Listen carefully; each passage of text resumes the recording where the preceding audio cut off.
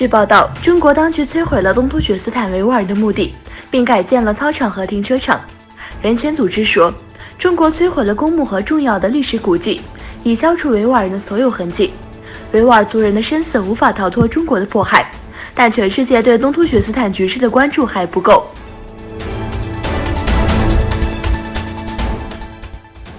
东突厥斯坦新闻中心举行了一些重要的研讨会和讲座。在总部位于德国杜伊斯堡的东突厥斯坦新闻中心，举行了有关潜意识及其对家庭幸福的影响的会议。在会议上，妇女表现出极大的兴趣。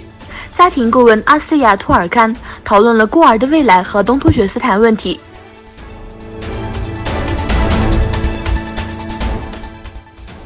香港政务司司长张建宗介绍，在香港反修例风波中，越来越多青年人参与。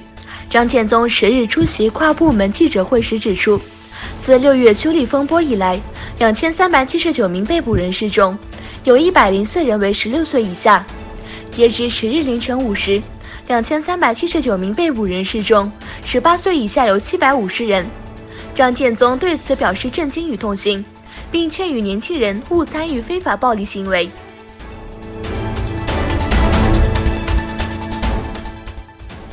乌兹别克斯坦周五宣布，有64名儿童从伊拉克抵达乌兹别克斯坦，其父母被作为恐怖组织的成员，判处无期徒刑。乌兹别克官员说，39个男孩和25个女孩，其中包括14名3岁以下的儿童和2个婴儿，已抵达了乌兹别克斯坦。乌兹别克斯坦当局表示，在他们的父母加入那里的激进组织选择一条错误的道路之后，这些孩子遭受了道德、心理和身体的问题。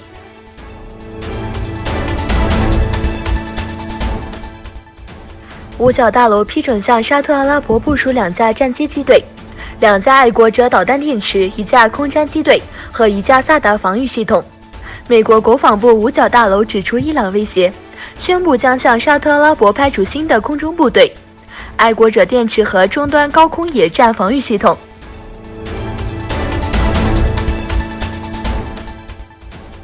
五角大厦日在声明中指出，国防部长埃斯佩与土耳其国防部长艾卡通电话时，